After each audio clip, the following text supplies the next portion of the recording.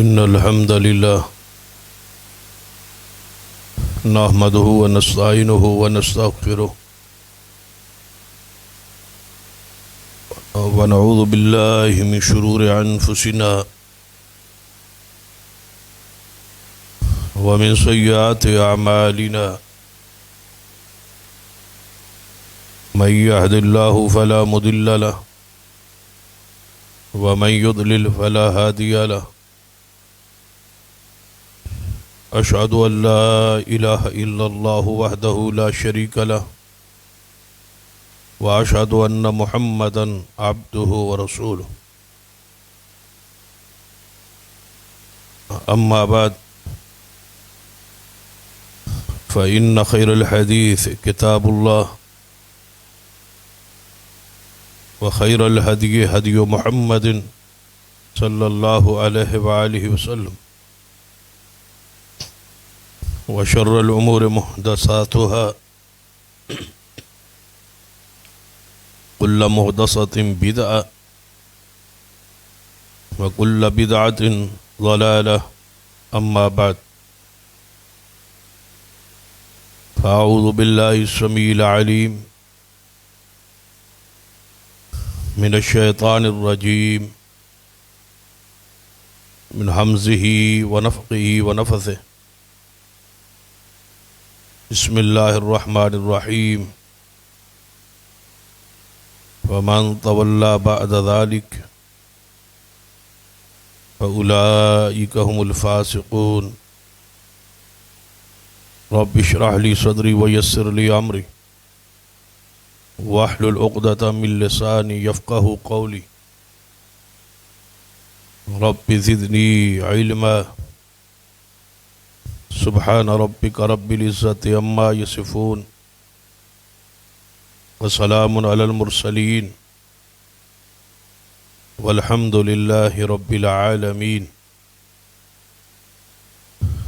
حضرات،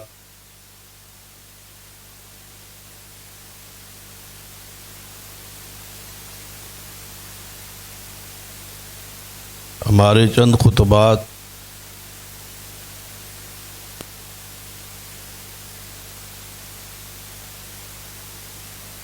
محبت رسول صلی اللہ علیہ وسلم کے حوالے سے اور اس کی علامات اور اس کے تقاضوں کے حوالے سے جاری.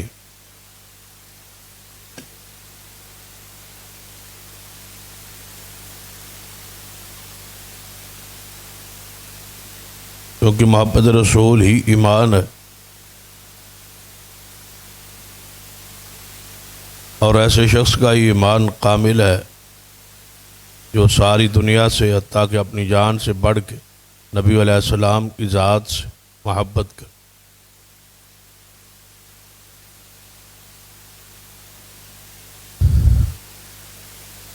اس محبت کی کچھ علامات ہیں اور کچھ تقاضے. علامات سے ثابت ہوگا کہ واقعی ہمیں نبی علیہ الصلوۃ والسلام سے محبت ہے اگر وہ علامات ہمارے اندر موجود ہوں. پھر اس کے کچھ تقاضے ہوں کہ اگر محبت ہے تو پھر اس کے کچھ عملی تقاضے، اگر ہم ان کو پورا کرتے ہیں، علامات بھی موجود ہیں اور تقاضے بھی پورے،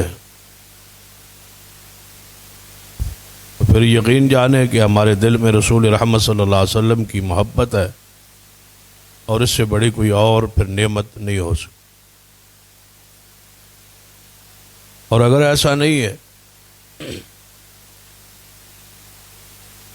تو پھر ہمیں سوچنا چاہیے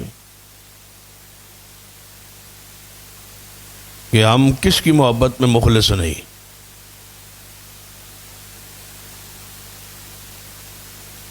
دنیا کے اندر کوئی بھی بندہ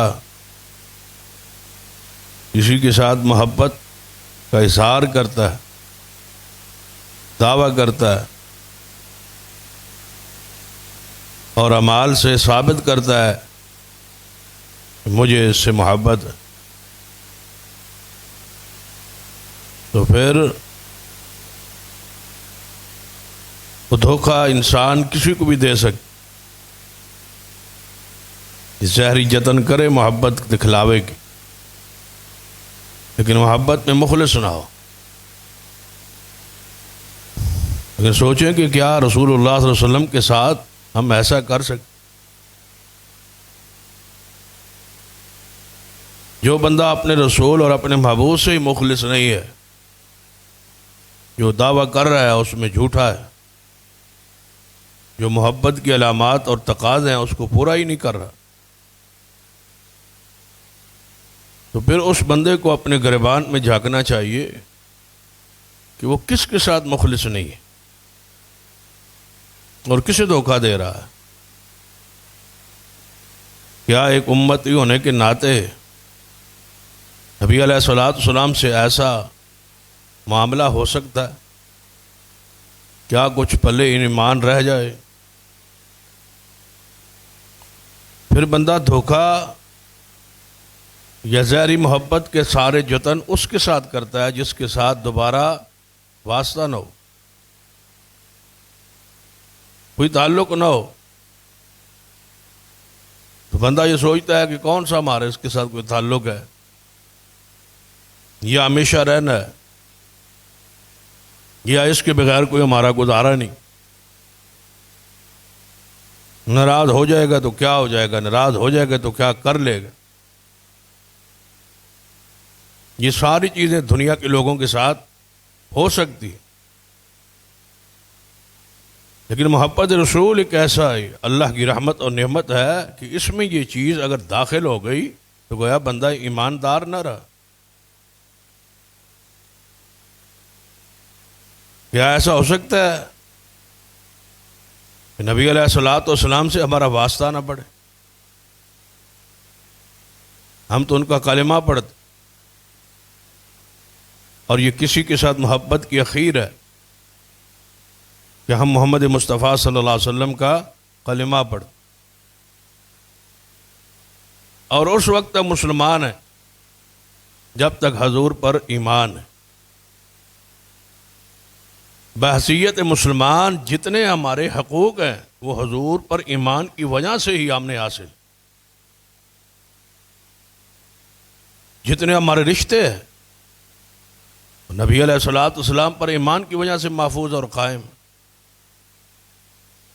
ذرا آپ سوچیں، ایک مرد عورت ہے، جوڑا ہے، ان میں سے ایک کلمہ اسلام کا انکار کر دے تو کیا نکاح قائم رہے؟ ارتداد کی طرف جانے کے ساتھ ہی ایمان، اس طرح ایمان ختم ہوگا نکاح بھی ختم ہو، تو گویا ہمارا یہ رشتے جس کے ساتھ بھی قائم ہے وہ حضور پر ایمان کی وجہ سے۔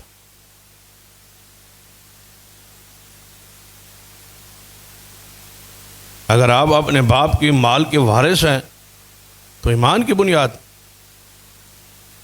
کافر تو مسلمان کا وارث نہیں ہو سکتا، تو آپ کو وراثت کے سارے حقوق، تمہاری جان اور مال کی حفاظت کے سارے حقوق حضور پر ایمان کی وجہ سے، تو پھر آپ کے ساتھ دھوکہ کیسے؟ آپ سے محبت اور اس کے تقاضے اور علامات ہمارے اندر موجود نہ ہوں تو بتائیں کہ ہم دنیا میں پھر کس لیے زندہ ہے؟ کیا یہ انسانیت کا تقاضا ہے؟ آج اس وقت اس پر غور کرنے کی ضرورت۔ کیا نبی علیہ الصلوۃ والسلام سے دنیا سے جانے کے بعد قبر میں واسطہ نہیں پڑے؟ کیا وہاں نبی علیہ السلام کی نبوت رسالت کا سوال نہیں ہوگا؟ اس سوال کے جواب درست ہونے کے بعد کیا قبر روشن نہیں ہو جائے؟ اور آپ سے تعلق ثابت نہ ہو سکا تو کیا قبر تاریک نہیں ہو جائے؟ تو گویا ہمارا چھٹکارا ہے ہی نہیں. کوئی لمحہ کوئی موقع ایسا نہیں جس موقع پہ حضور سے رابطہ یا تعلق یا محبت قائم نہ ہو اور ہم صحیح سلامت وہاں سے گزر جائیں. کیا جنت میں جانے سے پہلے آپ نے حوض کوثر کا جام نہیں پی؟ اس حوض پہ جائے بغیر تو گزارا ہی نہیں. اور وہاں پلانے والے ساقی محمد مصطفیٰ صلی اللہ علیہ وسلم. اور کیا ہمارے اعمال اتنے ہیں کہ ہم شفاعت رسول کے محتاج نہ ہو؟ جب صدیق و عمر عثمان و علی شفاعت رسول رب سے مانگتے تھے تو ہماری حیثیت کیا ہے؟ جب وہ کہتے تھے وَرْزُقْنَا شَفَاعَتَهُ يَوْمَ الْقِيَامَةِ کہ اللہ ہمیں شفاعت رسول کی کا رزق جو ہے وہ عنایت فرما.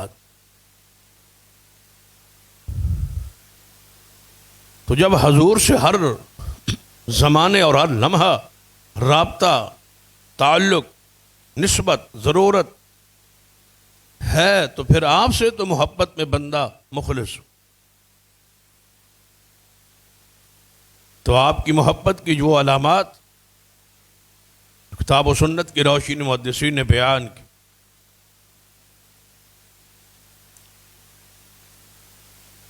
اور اس کے تقاضے، اس حوالے سے ہماری گفتگو کا کئی خطبات سے سلسلہ جاری. پہلی علامت ہم بیان کر چکے ہیں کہ خطبات،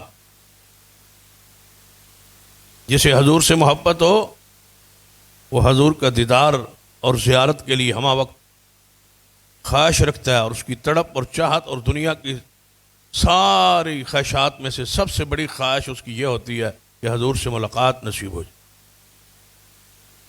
آپ کا دیدار شرف یہ نصیب ہو جائے. تو صحابہ کرام رضوان اللہ علیہم اجمعین یہ شرف حاصل ہوا کہ وہ حضور سے ملاقات، آپ کا لقاء، آپ کا سماع، آپ کا دیدار، آپ کی زیارت انہیں حاصل ہوئی. صحابہ کرام سے لے کر آج تک اور آج سے قیامت جو بھی ان کے بعد اصحاب رسول کے بعد آئے گا، اس کو دنیا اندر ایک ہی انداز ہے کہ لہم البشرا فی الحیات الدنیا، کہ اللہ تعالیٰ اس کو خواب میں حضور کی زیارت عطا کی. یا پھر آخری جو طریقہ ہے کہ موت کے بعد وَمَن يُطِعِ اللَّهَ وَالرَّسُولَ، اعمال اس قدر عمدہ ہوں، اطاعت رسول کے اندر ہوں کہ جس کی وجہ سے نبی علیہ الصلوۃ والسلام کی عالم برزخ میں زیارت اور ملاقات نصیب ہو جائے، جو ہمیش جاری رہے. پھر اس میں انقطاع نہیں، وہ ملاقات اخروی زندگی کا پہلے دن ہی شروع ہو جاتا، جسے برزخی زندگی کہا جاتا، جو موت والے دن شروع ہوتا. پھر اس موت کے بعد اور اس زندگی کے بعد دوبارہ چمکے، چونکہ موت نہیں ہے، یہ سلسلہ ہمیشہ جاری رہے گا کہ آپ انبیاء، صدیقین، شہداء اور صالحین کے ساتھ ہمیشہ کے لیے جنت میں رہے. اور اس محبت کے کچھ تقاضے، ان تقاضوں میں سے ایک گزشتہ خطبہ میں بیان ہوا، ابتدا ہوئی. اس کا پہلا تقاضا یہ ہے کہ لَتُؤْمِنُنَّ بِهِ وَلَتَنْصُرُنَّ، کہ اللہ نے وعدہ لیا تھا کہ محمد مصطفیٰ پر ایمان پلانا ہے اور اس کی مدد کرنی. نبی علیہ الصلوۃ والسلام کی مدد ہم پہ فرض ہے، اور وہ مدد دین کے پھیلاؤ میں، جس میں آپ کی ذات کا دفاع ہے اور آپ کے دین کا دفاع ہے. صحابہ کرام رضوان اللہ علیہم اجمعین اس تقاضے میں بھی وہ منفرد ہے کہ انہوں نے نبی علیہ الصلوۃ والسلام کی حفاظت کا، ذات کی حفاظت کا حق ادا کیا۔ قرآن پاک کی ایک آیت مبارکہ ہے جس میں ارشاد ہے واللہ یعصمک من الناس، اے محمد صلی اللہ علیہ وسلم آپ جو کچھ آپ پہ نازل ہوا ہے اس کو بیان کریں، بلغ ما انزل الیک من ربک، آپ اپنی تبلیغ کو جاری رکھیں۔ اس تبلیغ کی وجہ سے جو تمہارے دشمنان آپ پر حملہ کرنے کی کوشش کریں، واللہ یعصمک من الناس، اللہ وعدہ کرتا ہے کہ آپ کی جان کی حفاظت کرے۔ اس لیے آپ کفار کے خواہش کے باوجود، ان کی ساری کوششوں کے باوجود نبی علیہ الصلوۃ والسلام ان کے ہاتھوں شہید نہیں ہوئے، اللہ نے آپ کو محفوظ رکھا ہے اور اس وعدے کو پورا کیا۔ تقریباً اہل سیر نے 17 ایسے حملوں کا ذکر کیا ہے جو صرف نبی علیہ الصلوۃ والسلام کی ذات کو نقصان پہنچانے کے لیے، آپ کو شہید کرنے کے لیے کیے گئے، لیکن ہر حملے میں اللہ نے آپ کو محفوظ رکھا اور اس کا ذریعہ صحابہ کرام ہی بنے۔ کوئی شک نہیں کہیں معجزتاً حضور کی حفاظت کی گئی، لیکن اس کا ذریعہ صحابہ کرام ہی بنے۔ گویا جو دفاع رسول کا تقاضا تھا ذات کے دفاع کا، وہ صحابہ کرام نے پورا کیا ہے اور پوری امانت دیانت سے کیا ہے، اور پوری امت اس بات پر گواہ ہے کہ صحابہ کرام نے نبی علیہ الصلوۃ والسلام کی ذات کا دفاع کرنے میں کوئی کمی نہیں چھوڑی۔ باوجود متعدد بار جو حملے ہوئے، ہر مرتبہ صحابہ کرام نے اپنی جانوں کا نذرانہ پیش کیا، جس کے چند واقعات احادیث کی روشنی میں گزشتہ خطبہ میں بیان ہو۔ آج بات اس سے آگے بڑھانے کی کوشش کرتا ہوں کہ نبی علیہ الصلوۃ والسلام کی ذات کا دفاع تو صحابہ کرام کے لیے تھا، انہیں اپنا حق ادا کیا، لیکن صحابہ کرام کے بعد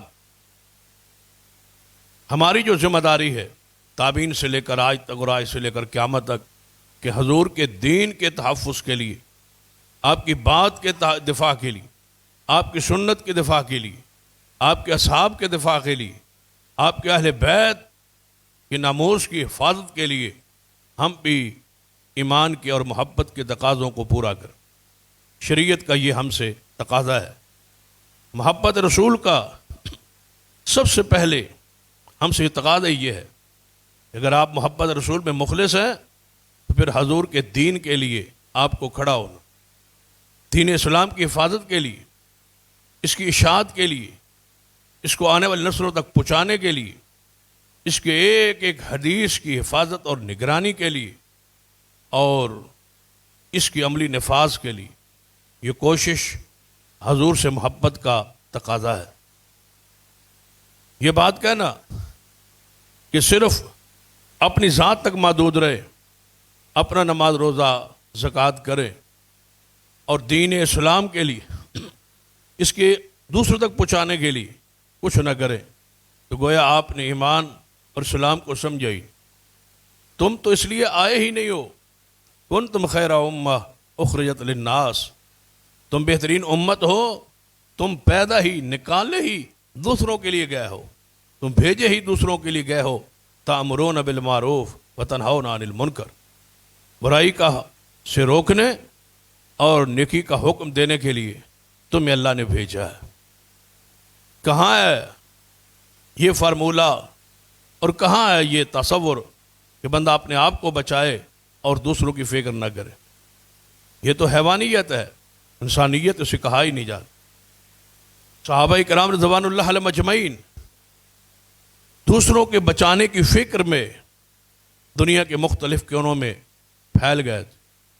حدیث ہے، سرور کائنات محمد رسول اللہ صلی اللہ علیہ وسلم نے فرمایا 2 منزلہ بحری جہاز ہو، حضور حدیث بیان فرما رہے کہ 2 منزلہ بحری جہاز ہو، اس بحری جہاز میں دونوں منزلوں میں بندے سوار ہو، لیکن اوپر والی منزل میں پینے کے لیے پانی نہیں، تو اوپر والی منزل والے جو لوگ ہیں انہیں پانی نیچے آ کے لینا ہے۔ جب وہ پانی لینے آئیں تو نیچے والی منزل والے پانی دینے سے انکار کر کہ ہم آپ کو پانی نہیں دیتے۔ تو وہ کہتے ہیں اگر آپ پانی نہیں دیتے پھر ہم نے مرنا تو ہے نہیں، پانی تو ہم نے پینا ہے، اور آپ کے پاس پانی سٹور ہے، جمع ہے، اگر آپ ایسا نہیں کرتے تو ہم بحری جہاز میں سوراخ کرتے ہیں اور سمندر سے پانی لیتے۔ تو رسول اللہ صلی اللہ علیہ وسلم فرماتے ہیں آپ بتاؤ اگر وہ سوراخ کریں گے تو کیا اوپر والے پانی پی لیں گے تو کیا نیچے والے محفوظ رہ جائیں گے؟ فرمایا وہ بھی ڈوب جائیں گے، وہ بھی ختم ہو جائیں گے۔ اگر تم دوسروں کو، اب سیانہ اور سمجھدار بندہ ان کو سمجھائے گا کہ آپ بھی ڈوب رہے ہیں اور ہمیں بھی ڈبو رہے ہیں، ایسا نہ کریں، اس جہاز میں سوراخ نہ کریں۔ فرمایا دین اسی طرح ہے، اس میں بیٹھے ہوئے لوگ جب خاموش ہو جائیں، کوئی بات نہیں، سوراخ کرتے رہے، پیتے رہے اور خود محفوظ ہو جائیں گے، ایسا نہیں ہو سکتا۔ تو لہذا ہم پہ اور تجھ پہ فرض ہے کہ دین اسلام کا دفاع کریں، ایک ایک حدیث کے لیے، ایک ایک سنت کے لیے کھڑا ہونا یہ محدثین اور صحابہ کرام اور تابعین کی سنت رہی ہے۔ دیکھ لیں نبی علیہ الصلوۃ والسلام کا دفاع اور آپ کے دین کا دفاع، حدیث ہے صحیح البخاری وغیرہ میں کہ سیدنا انس بن نضر رضی اللہ تعالی عنہ، بڑے پیارے جلیل القدر صحابی، غزوہ احد ہے، غزوہ احد کی حالات واقعات اکثر ساتھیوں کے علم میں کہ ایسا حملہ ہوا تھا کہ اہل اسلام منتشر ہو گئے معرکہ جہاد میں۔ تو سیدنا انس بن نضر رضی اللہ تعالیٰ فرماتے ہیں کہ میں گزرا چند صحابہ کرام سے جو بیٹھے ہوئے تھے، پریشان تھے اور رو رہے، تو میں نے ان سے پوچھا ما یجلسوکم، آپ کو کس چیز نے یہاں بٹھایا ہے، آپ کیوں بیٹھے؟ معرکہ جاری ہے، جہاد جاری ہے اور آپ یہاں بیٹھے۔ تو انہوں نے کہا آپ نے نہیں سنا قتل رسول اللہ صلی اللہ علیہ وسلم، نبی علیہ السلام تو شہید ہو گئے، اب لڑ کے کیا کرنا، اب جہاد کر کے کیا کرنا ہے؟ جن کے ساتھ لڑتے تھے، جن کی قیادت سیادت میں لڑتے تھے، وہ تو شہید ہو گئے، یعنی آپ کی شہادت کی خبر عام ہوگی، آپ شہید ہو گئے، اس لیے ہم یہاں مایوس ہو کے بیٹھ گئے کہ اب لڑنا کیا ہے۔ حسین انس رضی اللہ تعالیٰ کے الفاظ سنیے، فرماتے ہیں فماذا تصنعون بالحیات بعد، مجھے یہ بتلاؤ کہ حضور کے بعد زندہ رہ کے کرنا ہی کیا ہے، پھر تمہاری زندگی کس کام کی، زندہ رہ کے کیا کرنا ہے؟ قوموا فموتوا علی ما مات علیہ رسول اللہ صلی اللہ علیہ وسلم، اٹھو اور اس چیز پر مر جاؤ جس پہ تمہارے نبی شہید ہو گئے، تمہارے مرشد دین پر شہید ہو گئے بقول تمہاری خبر کے مطابق، اور تم بیٹھے ہو حضور کے بعد زندہ رہ کے کیا کرو گے؟ اٹھو اور اس طرح شہید ہو جاؤ، اسی طرح ٹکڑے ہو جاؤ، اسی طرح مر جاؤ جس طرح تمہارا نبی مرشد شہید ہو۔ سیدنا انس رضی اللہ تعالی صحابہ کرام کو جگاتے اٹھاتے تحریک پیدا کرتے ہوئے آگے بڑھے۔ سیدنا سعد بن معاذ رضی اللہ عنہ فرماتے ہیں کہ ساتھ ادھر سے ہوتے ہوئے میرے قریب سے گزرے اور آواز دی، اے ساتھ، اللہ کی قسم میں پہاڑ کے اس طرف سے جنت کی خوشبو پا رہا ہوں، اور 80 زخم کھائے کافروں سے لڑتے ہوئے دین کے دفاع کے لیے۔ ہمارا تو کچھ اسلام پر، دین پر لگا ہی نہیں۔ ہمیں تو یہ سمجھا دیا گیا ہے کہ نماز روزہ کریں اور اپنی فکر کریں اور کاروبار کریں اور کام کریں، یہی اسلام ہے، یہی دین ہے، یہی ذمہ داری ہے، یہی پوچھا جائے۔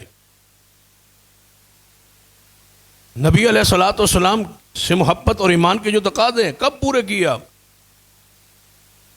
دین کے لیے کیا کیا ہے ہم نے؟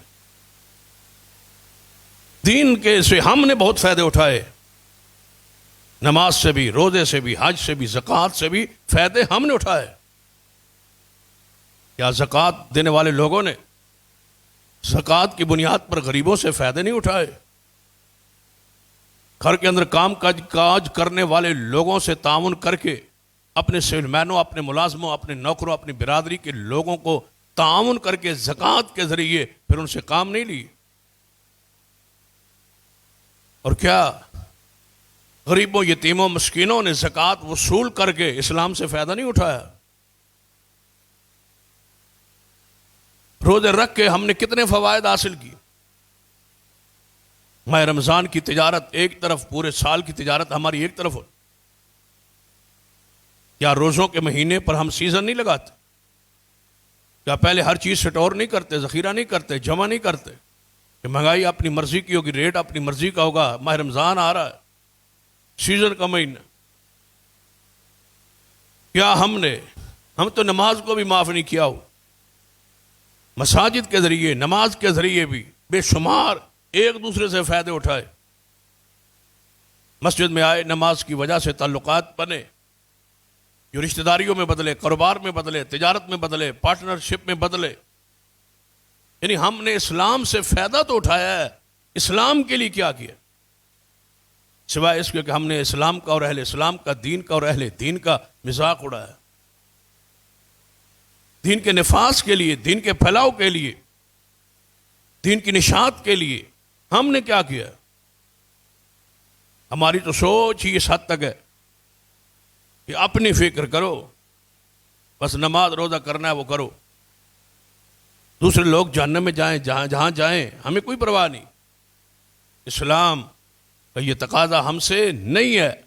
اگر یہی تقاضا ہوتا، اللہ کی قسم کوئی غزوہ برپا ہی نہ ہوتا۔ سارے صحابہ کرام نماز روزہ حج زکوٰۃ کرتے اور کرتے تھے،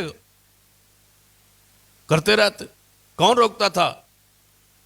کہاں لڑائیاں ہوتی، کہاں جنگیں ہوتی؟ وہ تو حضور کو آفر آ کے کرتے تھے کہ لکم دینکم ولی دین۔ وہ تو کہتے تھے کہ چار دیواری اندر جو چاہو کرو۔ کوئی پاگل ہے بندہ کسی کو نماز پڑھنے سے روکے؟ کوئی زکوٰۃ کسی غریب کو دے رہا ہے، کسی کافر کو کیا تکلیف ہے؟ بندہ روزہ خود رکھتا ہے، کسی کو تکلیف کیا ہے؟ حج جا کے کرتا ہے، کسی کو پریشانی کیا ہے؟ کسی کو پریشانی تب ہوتی ہے کافر کو جب دین گلی محلوں میں ہر بندے تک، ہر منڈی تک دین پہنچتا ہے، اس وقت تکلیف ہوتی، اس وقت مخالفت کرتا۔ جب سیدنا شعیب علیہ السلام کے بارے میں قرآن میں آتا ہے کہ آپ نے ناپ تول کی کمی کے جو قوم کی برائی تھی جا کے منڈی میں بیان کی، تو انہوں نے کیا کہا تھا کہ اب تمہارا دین اور اسلام منڈی میں بھی آ گیا، ہمیں ناپ تول اسلام تمہارا دین سکھائے گا، ہم اپنی مرضی کا کاروبار اور تجارت اور ریٹ بھی مقرر نہیں کر سکتے۔ یہ کیسا اسلام ہے، یہ کیسا دین؟ اس کو مسجد تک محدود رکھو، عبادت گاہوں تک محدود رکھو، یہاں منڈی کیوں لے آؤ اپنے اسلام اور دین کو؟ اسی وجہ سے اس قوم پہ عذاب آ گیا۔ تو سوچئے گریبان میں جا کے جمعے کے خطبہ کو صرف فریضہ ادا کرنے کی نیت سے نہیں، ایک ہفتے کے لیے فکر اور ایک سوچ لے کے جایا کرے کہ ہم کہاں کھڑے، کیا ہماری یہی ذمہ داری ہے جس کو ہم پورا کر رہے ہیں؟ اس سے آگے ہمیں سے سوال نہیں ہوگا۔ تمہاری پوری عمر کا اور جمر کے حصے جوانی کا، تمہارے مال کا، ہر چیز کا قیامت والے دن تو حساب ہونا۔ حضور سے وفا کا اور محبت کا حساب نہیں ہے تو اور پھر کس کا ہے؟ دیکھیے صحابہ کرام رضوان اللہ علیہ مجمعین کو، سیدنا انس رضی اللہ تعالیٰ عنہ، یہ حقیقی ماموں ہے سیدنا حرام رضی اللہ تعالیٰ عنہ کا نام۔ ہم جو اب لفظ حرام استعمال کرتے ہیں تو ہم عجیب سا محسوس کرتے کہ شاید یہ نام ہے۔ حرام حرمت سے ہے، احترام، حرمت، یعنی مقدس لفظ ہے اور مقدس، تو ان کا نام حرام ہے رضی اللہ تعالی عنہ۔ کسی نے انس بن مالک کے ماموں ہیں، سیدہ ام سلیم رضی اللہ تعالی عنہ کے یہ بھائی۔ میدان جہاد میں 70 سوار ان کے ساتھ جہاد کے میدان میں یہ جا رہے، 70 صحابہ کو بٹھا دیا، خود 2 ساتھی اور لے کے کافروں کے قلعے کی طرف، لشکر کی طرف بڑھے۔ پھر میں جا کے میں پہلے انہیں اسلام کی دین کی دعوت دیتا ہوں۔ بھائی نماز تو وہ پڑھ رہے تھے نا، زکوٰۃ تو دے رہے تھے، یہاں کیا لینے اور کیا کرنے آئے؟ یہ ہے وہ نصرت، یہ ہے وہ مدد، یہ ہے وہ جذبہ، یہ ہے وہ تحریک جو ہر مومن اور مسلمان میں دوسروں کی فکر اور دوسروں کو توحید اور سنت کا عقیدہ سمجھانے کی لگن یہ نہ ہو تو سمجھے ایمان ہی نہیں۔ دیکھیے قرآن اور حدیث کو اور سیرت کو اور صحابہ کرو، آپ کی سیرت نمونہ ہے۔ قرآن پاک کا تقاضا ہے کہ ایمان صحابہ جیسا ہو، تو صحابہ جیسا ایمان پھر یہ ہے جو ہم بیان کر رہے ہیں۔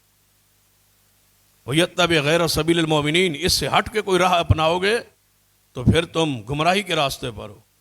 یہ ہے فَإِنْ آمَنُوا بِمِثْلِ مَا آمَنْتُمْ بِهِ فَقَدِ اهْتَدَوْا، یہ ہدایت یافتہ لوگوں کا ایمان جن کا ایمان صحابہ جیسا ہو۔ جو صحابہ نے کیا وہ آپ کریں۔ یہ 3 صحابہ کرام ہیں، باقی 70 کو چھوڑ کے ان میں سے 3 یہ آگے بڑھے۔ سیدنا حرام رضی اللہ تعالیٰ فرماتے ہیں اب ہم 3 ہیں، باقی سواروں کو پیچھے چھوڑ دیا۔ ان کو کہا اگر ہماری وہ دعوت قبول کر لے تو پھر تو ٹھیک ہے، اگر قبول نہ کریں، انکار کریں یا مجھ پہ حملہ کر دیں، ہم پہ حملہ کر دیں، ہمیں قتل کر دیں، تو پھر آپ نے پہنچ کے ان پر حملہ کر پہلے دعوت دیتے۔ پھر حرام رضی اللہ تعالیٰ عنہ 2 ساتھیوں کو لے گئے، ان کو بھی پیچھے کھڑا کر کہ آپ یہاں پیچھے کھڑے ہو جائیں، میں آگے جاتا ہوں، اکیلا دعوت دیتا ہوں، آپ کو یہاں اس لیے لایا ہوں کہ اگر میرے ساتھ جو ہو کم از کم پیچھے کو اطلاع کرنے والا تو ہو، آپ یہاں رک جائیں، کھڑے ہو جائیں، میں اپنی جان کو پیش کرتا ہوں۔ دوسرے صحابہ کہتے ہیں کہ نہیں ہم جائیں۔ ایک صحابی ہے جس کی ٹانگ درست نہیں ہے، ایک ٹانگ ہے جس پہ وہ چلتے ہیں، وہ کہتے ہیں آپ رہنے دیں، میں جاتا ہوں، آپ کی تو ضرورت ہے اسلام دین کو، میں تو ویسے بھی ایک ٹانگ والا ہوں، میری کیا ضرورت ہے، اگر یہی کام آ جائیں، یہی کام آ جاؤں تو اسلام کی خدمت ہو جائے۔ ہماری تو ٹانگیں بھی ٹھیک ہیں، آنکھیں بھی ٹھیک ہے، دماغ بھی ٹھیک ہے، لیکن دماغ میں بھرا ہوا درم و دینار، پیسہ اور دنیا ہے۔ اول بھی وہی ہے، آخر بھی وہی ہے، سوچ بھی وہی ہے، بیداری بھی وہی ہے، خوابیں بھی وہی ہیں۔ اس کے علاوہ کوئی سننے اور کرنے کے لیے ہم تیار ہی نہیں۔ ہم اس دور کا یہ پاگل پن کہتے ہیں کہ ان کو دین کا جو ہے وہ ملخولیہ ہے یا دین کرتے ہیں، نماز روزہ کر لیا بس، اپنی فکر کر، پتہ نہیں یہ تصور کہاں سے آ گیا۔ جب سے آیا ہے ذلت رسوائی ہمارا مقدر ہے، جب سے عالمگیر فکر تھی، پوری دنیا میں اسلام کے نفاذ کی کوشش تھی اور سوچ تھی اور فکر تھی، پوری دنیا میں نظر مارے کوئی ایک ایسا شخص جو پوری دنیا میں اسلام کے نفاذ کی عملی کوشش کے لیے آواز ہو. پوری دنیا کوئی مذہبی کوئی سیاسی لیڈر جس فکر اسلام ہو فقدان ہے پوری دنیا میں. اسلامی قیادت بحران ہے. لوگ کہتے ہیں معاشی بحران ہے، میں کہتا ہوں قیادت کا فقدان اور بحران ہے پوری دنیا. جو اسلام کے حوالے سے، اس کے غلبہ کے حوالے سے سوچ رکھتا ہو یا فکر رکھتا ہو یا لوگوں کو اکٹھا کر سکتا ہو، اس بارے میں تصور ہی نہیں. آپ نے ملک میں دیکھ، بجلی کے لیے کٹ ہو جائے گا، سڑکوں کے لیے کٹ ہو جائے گا، کوئی گلی راستہ خراب ہو تو کٹ ہو جائے گا، کوئی سیاسی معاملہ ہو تو کٹ ہو جائے گا، اقتدار ہو تو دھرنا جلوس ریلیاں سب کچھ ہو جائے گا. کوئی کسی ورکر کو پرابلم ہو اکٹھ ہو جائے گا. اکٹھ نہیں ہوگا تو اسلام کے نفاذ پر نہیں ہوگا، دین کے نفاذ پر نہیں. کوئی ایک ایسا ساری جماعتوں کا مشترکہ ایسا کوئی پلان پروگرام کہ ہم اسلام کے نفاذ کے بغیر نہیں رہیں گے، اس کے لیے کوئی سوچ اور فکر ہے ہی نہیں. جب ہے ہی نہیں تو پھر بحران کیسے ٹلے، پھر امن کیسے قائم ہو. تصور کیجئے سیدنا حرام رضی اللہ تعالی فرماتے ہیں نہیں تم پیچھے رہو، میں آگے جاتا ہوں. جا کے آواز دی، اے لوگو، ہمیں نبی علیہ السلام نے بھیجا ہے، یا تو اسلام کی دعوت قبول کر لو یا پھر حملہ کے لیے، مقابلے کے لیے ہم آئے ہیں اور تیار ہو جاؤ. انہوں نے ساتھی کو اشارہ کیے، حسین حرام رضی اللہ تعالیٰ نے پیچھے سے آگے نیزہ مارا. وہ صحابی جس کی ایک ٹانگ ہے وہ کہتا ہے میں اپنی آنکھوں سے دیکھ رہا تھا، پیچھے سے نیزہ اس نے پیٹھ میں مارا اور پیٹ سے باہر نکلتا ہوا میں نے دیکھ لیا. حسین حرام رضی اللہ تعالیٰ جب یہ حالت کیفیت اپنی دیکھی، دعوت جاری ہے، فرمایا کیا ہے؟ اللہ اکبر، فوزتو ورب الکعبہ، اللہ اکبر، میں اللہ کی قسم، رب کعبہ کی قسم، میں کامیاب ہو گیا، میں کامران، میں کامیاب. یہ ہے کامیابی، یہ ہے جس پر صحابی رسول قسم اٹھا رہا ہے کہ میں کامیاب ہو گیا. اصل یہی کامیابی. دنیا کی زندگی ختم ہو جائے، کتنا جی لیں گے ہم، کتنا جیئیں گے ہم، کوئی پتہ نہیں ہے، کوئی کتنا جیے گا. آج ہے کل نہ ہو، اور جہاں جانا ہے وہاں موت نہیں ہے، ہمیشہ رہنا. دو ہی صورتوں میں رہنا ہے، یا عذاب میں یا اجر و انعام. فیصلہ آپ نے کرنا ہے کہ آپ کیسے وہاں جینا چاہتے ہیں. وہاں موت نہیں ہے، یہاں تو موت جان چھڑا دے گی، زخموں سے، تکلیف سے، دکھ سے، مصیبتوں سے، غربت سے، فقر سے، فاقوں سے. جو بھی دکھ آئے گا اگر دنیا میں ختم نہ بھی ہو تو ایک دن موت سے ساری چیزیں ختم ہو جائے. کتنی زندگی ہوگی، زیادہ گزار لی ہوگی، کم رہ گئی ہوگی. نبی علیہ الصلوۃ والسلام نے کیا فرمایا تھا سیدہ فاطمہ الزہرا رضی اللہ تعالی عنہا سے؟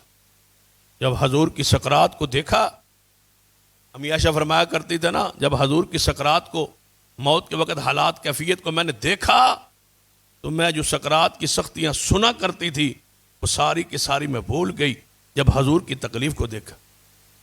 بخاری میں ہے، سیدہ فاطمہ الزہرا فرماتی ہیں جب حضور کے پاس آئی تو فرمایا یا ابا تھا، ہائے ابا جی، تمہاری یہ تکلیف، تمہاری یہ تکلیف کی شدت، یہ بخار کی حدت.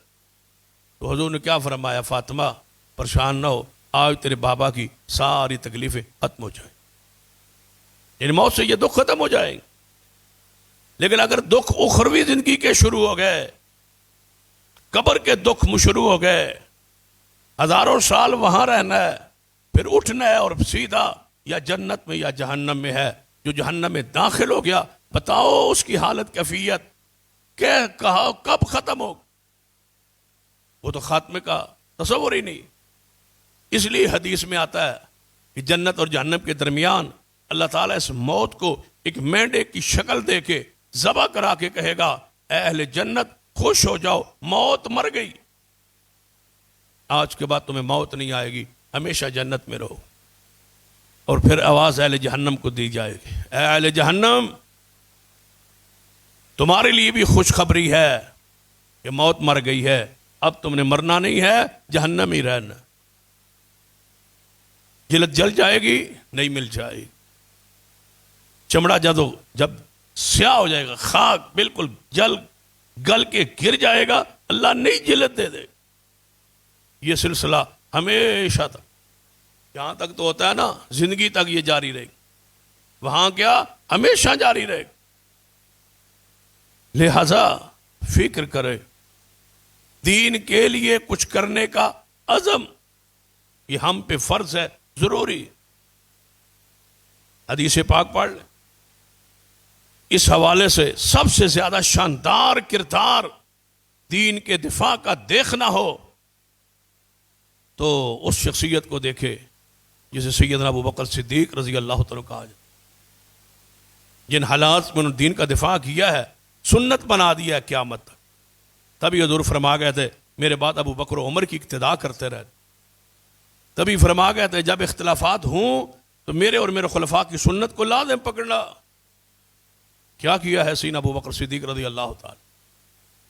خلافت اسلامیہ سنبھالنے کے بعد حضور کے جانے بعد جو ہی خلافت پہ آئے تو پہلا فیصلہ، اپنی خلافت کا آغاز، پہلا فیصلہ، پہلا حکم، آپ جانتے ہیں کہ سیدنا اسامہ رضی اللہ تعالیٰ 17 سال کے جوان تھے اور صحابی رسول، زید بن حارثہ کے بیٹے تھے، حضور کے بڑے لاڈلے اور پیارے تھے۔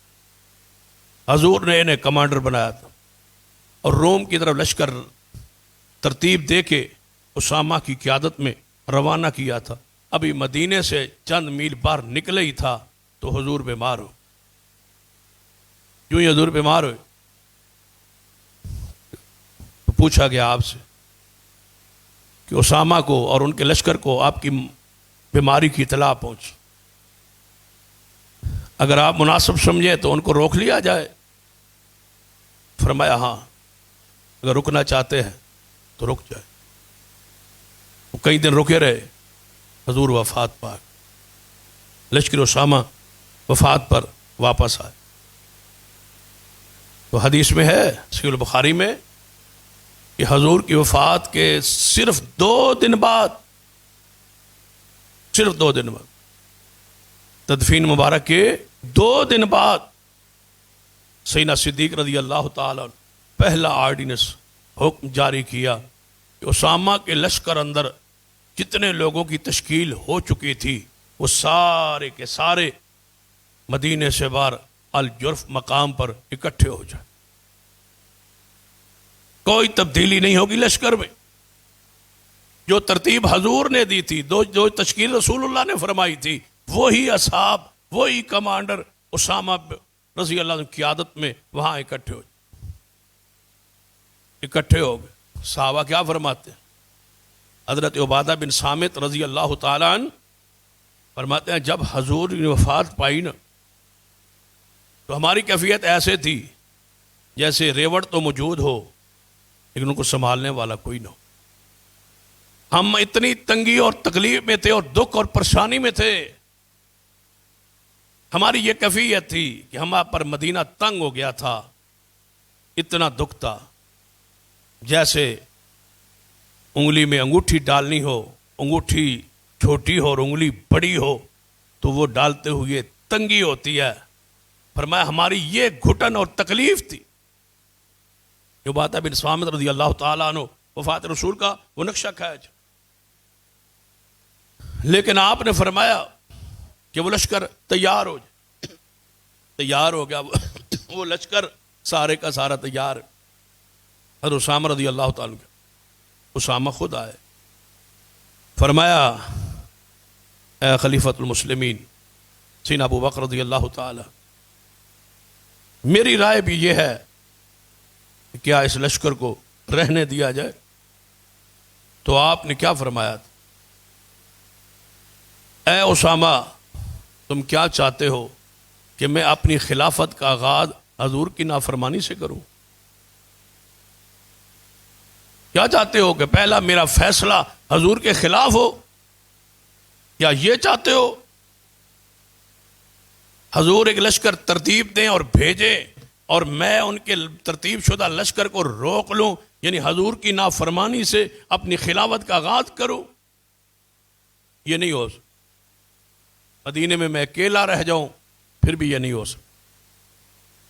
قبائل مرتد ہو گئے ہیں کئی، وہ مدینے پہ حملہ آور ہو جائیں، لیکن تیرے لشکر کو نہیں چھوڑوں گا اور نہیں یہاں رہنے دوں گا، وہاں بھیج کے رہوں گا جہاں حضور نے بھیجا۔ اگلی بات کہی ہے اس سے بھی زیادہ سا، فرمایا ہے اسامہ، صحابہ سے مخاطب ہے، سیدنا اسامہ لشکر کے امیر ہے، پتہ کیا فرمایا؟ فرمایا اگر مدینہ خالی ہو جائے، میں اکیلا رہ جاؤں اور جنگل کے پرندے درندے آ جائیں اور میری بوٹیاں نوچ جائیں، یہ گوارا ہے، لیکن حضور کے بھیجے ہوئے لشکر کو روکنا گوارا نہیں ہے، یہ نہیں ہو سکتا۔ دین کے دفاع کے لیے صدیق کھڑے، نماز روزہ تو چل رہا تھا بھائی، جو ہمارا دین ہے وہ ہو رہا تھا، اس سے آگے دین کا ہم سے تقاضا ہے۔ آج جو انداز ہے دین کے پھیلاؤ کا، اشاعت کا، اس کو اپنائیے، اس کے معاون بن۔ مساجد، مدارس، دعوت کا دین کی دعوت کا سلسلہ جاری رہنا چاہیے، اس پر اپنا وقت، اپنی جان، اپنا مال خرچ کرنا یہ حضور سے وفا کے لیے ضروری ہے، اور محبت کے تقاضوں میں سے یہ دوسرا تقاضا ہے، وگرنہ محبت کامل نہیں یا مکمل نہیں۔ لشکر اسامہ تیار ہو گیا، جب لشکر اسامہ رضی اللہ تعالیٰ تیار ہوا تو اس کا بھی ایک عجیب منظر، سواری پہ سوار ہو گئے اسامہ رضی اللہ تعالیٰ، لشکر کی کمانڈ کرتے ہوئے نا وہ سواری پہ سوار ہو، ان کی سواری کی جو لگام ہے نا، ایک طرف سے حضرت عبد الرحمن ابن عوف نے پکڑی ہوئی اور دوسری طرف سے صدیق نے پکڑی ہوئی، وہ پیدل چل رہے ہیں، اسامہ سوار ہے، مدینہ سے باہر الوداع کرنے۔ لشکر کو امیر المومنین خود، خلیفۃ المسلمین خود، سعد عبد الرحمن ابن عوف رضی اللہ تعالی، سیدنا اسامہ نے کیا فرمایا؟ اے ابو بکر، اے خلیفۃ المسلمین، یا تم بھی سوار ہو جاؤ یا میں اتر آتا ہوں۔ آپ پیدل چل رہے ہیں میری سواری کے ساتھ، لگام پکڑ کے جا رہے ہیں، اور میں سوار ہوں اور آپ پیدل ہیں، آپ خلیفۃ المسلمین ہیں، آپ صدیق ہیں، یا میں اتر آتا ہوں یا آپ سوار ہو جائے۔ صدیق نے فرمایا اللہ کی قسم، نہ میں سوار ہوں گا نہ آپ کو اترنے دو۔ کیوں؟ فرمایا کیا میں نہیں پسند کرتا، وما علیہ ان اغبر قدمی فی سبیل اللہ ساعتن، کیا تو یہ نہیں پسند کرتا کہ صدیق کے قدموں پر بھی اسلام کے لیے مٹی لگ جائے؟ تو اللہ کی راہ میں جہاد کرے اور میرے قدموں کو مٹی بھی نہ لگے، تو یہ چاہتا ہے؟ کیا یہ پسند کرتا ہے؟ ایسا نہیں ہو سکتا کہ میں اس حالت میں جاؤں، غبر قدمیہ فی سبیل اللہ سا، میرے قدم گرد آلود ہو جائے اسلام کے لیے، دین کے لیے، مجھے اور کیا چاہیے؟ بتاؤ تمہارے کبھی یہ قدم خاک آلود ہوئے اسلام کے لیے، دین کے لیے، شریعت کے لیے؟ ہم تو دو دھا کے مسجد میں آتے ہیں، صاف ستھری مسجد بھی آگے سے چاہتے ہیں خوشبودار، اور پھر کوشش کرتا ہے کہ مسجد کے اندر بھی بعض لوگ آتے ہیں نا جہاں نماز وہ ناک دیکھ رہے ہوتے ہیں، ناک پوری طرح سونگھ رہے ہوتے ہیں کہ مسجد میں خوشبو ہے یا بدبو ہے، کیونکہ بعض نمازیوں کو بدبو آتی طلباء سے، پھر وہ سونگھتے ہیں، اور یہاں طلباء رہتے ہیں بدبو آتی ہے اب، کیونکہ گھر سے وہ خوشبو لے ساری رات بچوں میں سوئے ہوتے ہیں، ان کے پیشاب صاف کر رہے ہوتے ہیں، مسجد میں آ کے بدبو آتی، سونگ رہے ہوتے، وہ تمہاری بدبو جو ہے نا یہ ناک کی بیماری ہے، تم نے اس درجے اور اس مقام پر پہنچے ہی نہیں، تم کیا چیز تلاش کرتے ہو، کیا دیکھتے ہو؟ تم احسان کرتے ہو نماز کا بھی، احسان جتلاتے ہو نماز کا بھی، ہم نماز پڑھتے ہیں یہ اللہ پر احسان ہے، نعوذ باللہ، یہ دین پر احسان ہے، یہ رسول اللہ پر، لا تمنوا علی اسلامکم، قرآن کہتا ہے اپنے اسلام کا ہم پہ احسان نہ جتلاؤ، اللہ کا فضل ہے کہ تمہیں اس نے نماز کی توفیق دی، اس کی رحمت ہے، اس نے نماز با جماعت کی توفیق دی ہے، اس کی رحمت ہے کہ اللہ نے تمہیں اہل توحید کا مرکز بخشا، یہ ساری چیزیں ہو سکتی ہے لیکن شرط یہ ہے کہ اسلام کے لیے جذبہ موجود۔ مجھے بھی ایک ساتھی نے کہا جی مسجد میں جب نماز پڑھتا ہوں نا تو مجھے بدبو آتی، میں نے کہا واقعی آتی ہے؟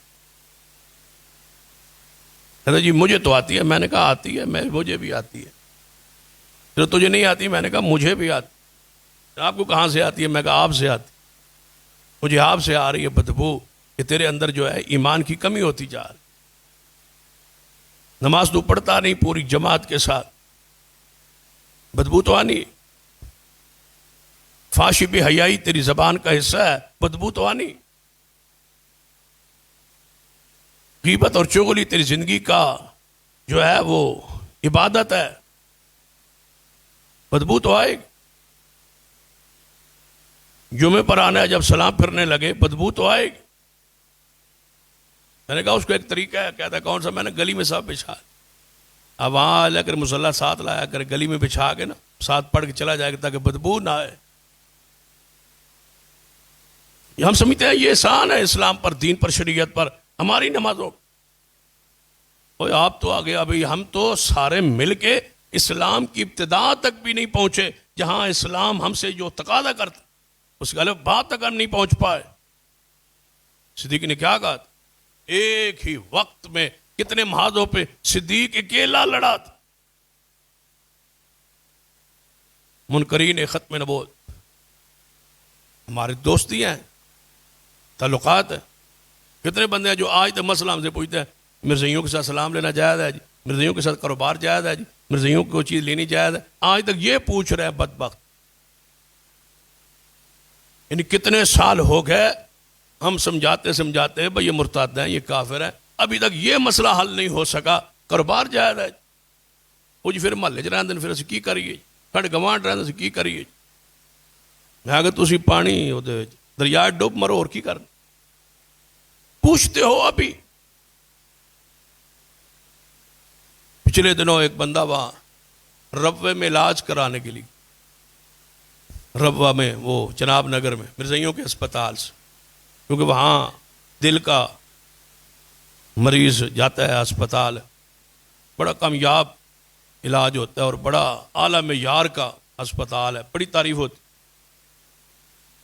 وہ پھر واپس آیا، مجھے نہیں پتا تھا یہ ادھر جا کے علاج کرا، میں چلا گیا اس کی بیمار پرسی کے لیے، کہنے جی تو گل کرنی سی، میں کر لو، ہو سکتا ہے پھر تو نہ رویں، ٹائم نہ گل کر لے، گل کرنی سی، ایویں اسی آنا مرزائی کافر، وہ تو بندے ہی بڑے چنگے، بڑے اخلاق ہے، بڑا اتنے جناب بندے دی کیئر ہوندی، بڑی خدمت ہوندی، بڑا علاج ہوندا ہے، بڑے بڑے قابل ڈاکٹر نے، بڑے،